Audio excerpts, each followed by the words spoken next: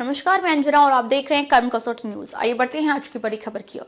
विधायिका नसीम सोलंकी ने धीरज चड्ढा पर कठोर कार्रवाई की पुलिस कमिश्नर से करी मांग। नसीम सोलंकी व तथा कथित भाजपा प्रवक्ता धीरज चड्ढा के बीच हुई बहस का सामना लगातार तूल पकड़ता जा रहा है। एक तरफ जहां पुलिस ने धीरज को गिरफ्तार कर लिया है, वहीं दूसरी तरफ धीरज पर कठोर कार्रवाई को लेकर सपा विधायिका नसीम सोलंकी व सपा विधायक मोहम्मद हसन रूमी पुलिस कमिश्नर के आवास पर उनसे मिलने पहुंचे और कठोर कार्रवाई की मांग की है। आपको बता दें कि तथाकथित भाजपा प्रवक्ता द्वारा समाजवादी पार्टी से सपा विधायिका नसीम सोलंकी के बीच उपचुनाव के दौरान मंदिर जाने को लेकर विवाद हो गया था। तब से मामला लगातार बढ़ता जा रहा है और अभद्रता करने के ऑडियो लगातार वायरल हो रहे हैं, जिसके बाद सपा नेताओं में काफी ज्यादा आक्रोश है। वहीं अभद्रता करने के मामले में सपा विधायिका नसीम सोलंकी व सपा विधायक मोहम्मद हसन रूमी के साथ कमिश्नर आवास पहुंची, जहां उन्होंने कमिश्नर से बात करते हुए कहा कि धीरज चड्ढा जैसे लोग समाज व महिलाओं के लिए हानिकारक हैं, ऐसे लोगों पर कठोर कार्रवाई करने की मांग की है। वहीं उनका कहना है कि कानपुर कमिश्नर ने उनको आश्वासन दिया है कि धीरज चड्ढा के ऊपर कठोर कार्रवाई की जाए। वहीं पुलिस ने तत्परता दिखाते हुए धीरज चड्ढा को गिरफ्तार कर जेल भेज दिया है और आगे की जांच कानपुर पुलिस कमिश्नर अखिल कुमार द्वारा की जा रही है। थोड़ी सीधी कर लो, अब आगे न बढ़ाना। पुलिस कमिश्नर से मिलिए, क्या शिकायतें हैं?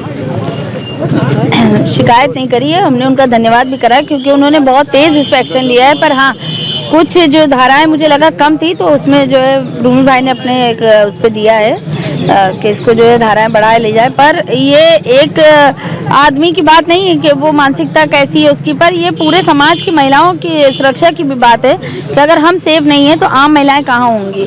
तो ये भी हमने बात रखी उनसे कि जो है ऐसे आदमी को बाहर कम और अंदर ज्यादा रहना ठीक रहेगा। इसका कमिश्नर साहब ने क्या आश्वासन दिया? उन्होंने बोला कि इस पे जो है और जो भी जिस और देना है एप्लीकेशन या जो भी इस पे कार्रवाई हो सकती है, तो हम इसको बिल्कुल जो है संज्ञान में ले लिया उन्होंने और बोले हम देखते हैं। आखिर ये विवाद क्यों इतना बढ़ रहा है, आखिर क्या वजह है? ये पागल है कोई इसमें पुलिस विवेचना करेगी विवाद क्या है, क्या वजह क्या है? आखिर आप ही से विवाद हो रहा है, करेगी कुछ क्या विवाद है, क्यों आखिर आप ही से? वजह तो पुलिस बताएगी ना, ये क्या बताएगी? आपको तो कुछ तो मालूम होगा।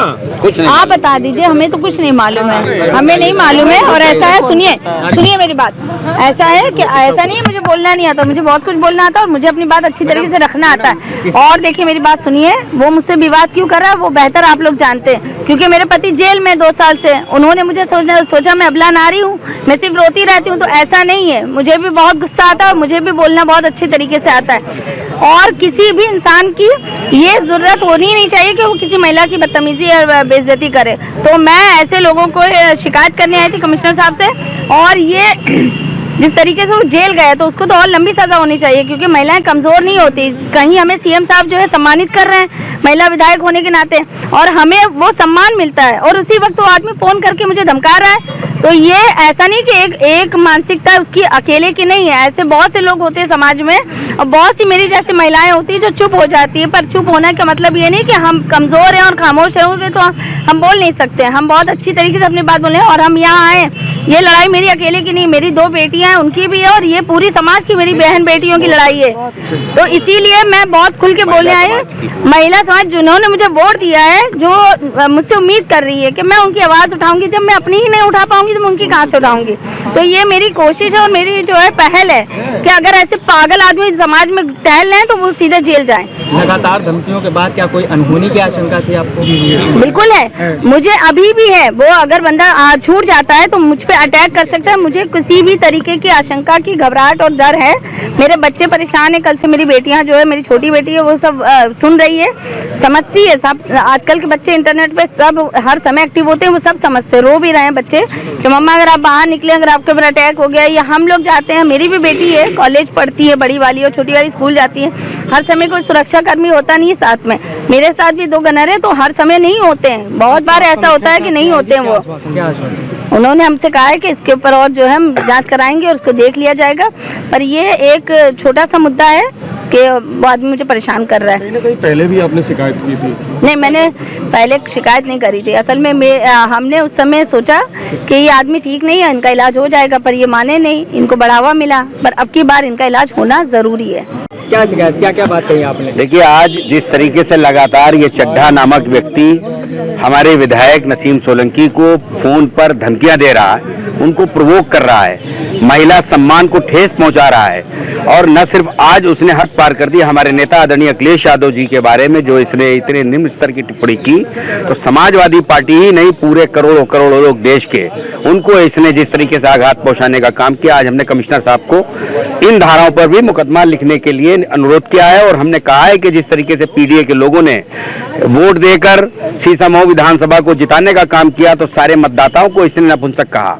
इसने नपुंसक कह के जिस तरीके से उनका अपमान किया, इन सब बातों को जिस तरीके से वो लड़ाई करने का प्रयास कर रहा है। सुना जा सकता है कि उसने कहा कि तुमको जो नपुंसकों ने जिताया। जी जी, यही मैंने लिख के दिया। मैंने कहा है कि सारे मतदाता, जिन मतदाताओं ने वोट दिया वो नपुंसक हैं। तो कहना मैं चाहता हूं कि वो किस दुनिया से आया, कहां का है, इसका पता करना चाहिए। कमिश्नर साहब ने कहा कि हम पता करेंगे और इसकी क्या मानसिक स्थिति है ये भी हम पता करेंगे। मैंने धन्यवाद भी दिया कि आपने बहुत जल्दी उसको जेल भेजने का काम किया। अभी तक तो चल रही थी छोटी मोटी बातें, लेकिन आज बात बहुत बढ़ गई है। महिलाओं के सम्मान में, बैकवर्ड और दलितों के सम्मान में, हमारे नेता आदरणीय अखिलेश यादव जी के बारे में इतनी बातें इकट्ठा हो गई हैं। तो अब समाजवादी पार्टी का एक एक कार्यकर्ता और समाजवादी पार्टी के साथ जो लोग पीडीए से आश्रित रखने वाले लोग हैं, अपने नेता को इस तरीके से टिप्पणी सहन नहीं करेंगे अपने नेता के खिलाफ। आज हमने मुकदमा लिखने के लिए अनुरोध किया है। हमने अपने माध्यम से उनसे कहा है कि इस पे एक मुकदमा और लिखा जाए और लिखकर इसको लंबे समय तक जेल में रहना चाहिए, जब तक ये दिमागी इसका संतुलन ठीक ना हो जाए। इसका इलाज भी वही हो ताकि समाज में बाहर निकल के किसी तरीके की अशांति ना फैलाई है। क्या आश्वासन दिया गया? उन्होंने कहा मैं पूरी तरीके से इसके खिलाफ हूं और हम इस बात को, जो इसको बोलने की आजादी मिली है, अपने विधानसभा अध्यक्ष माननीय सतीश महाना जी को भी हमने उनसे कहा है कि महाना जी को भी ये लिखेंगे कि जिस तरीके से कोई भी आदमी कुछ भी बोले, हम विधायकों के खिलाफ बोले, महिलाओं के खिलाफ बोले, आप जिस तरीके से आयोजन कर रहे हैं कानपुर में एक महिलाओं को सम्मान देने का, महिलाओं को सम्मान एक तरफ दिया जा रहा है, दूसरी तरफ ये महिलाओं को अपमान कर रहा है। तो एक तरीके से इसने बीजेपी के लोगों को भी एक तरीके से अपमानित किया। इसने ये पता नहीं कौन से समाज से आया ये पता करने के लिए। अब ये पुलिस बहुत काफी है, पुलिस अब अपना काम करेगी। हमने अपना काम कर दिया और उम्मीद है कि उसका अगला पता परमानेंट जेल होगा, आधार कार्ड भी वहीं का बनेगा। अब तक के लिए बस इतना ही, फिर मिलते हैं एक ऐसी ही बड़ी खबर के साथ। तब तक के लिए नमस्कार और देखते रहिए कर्म कसौटी न्यूज।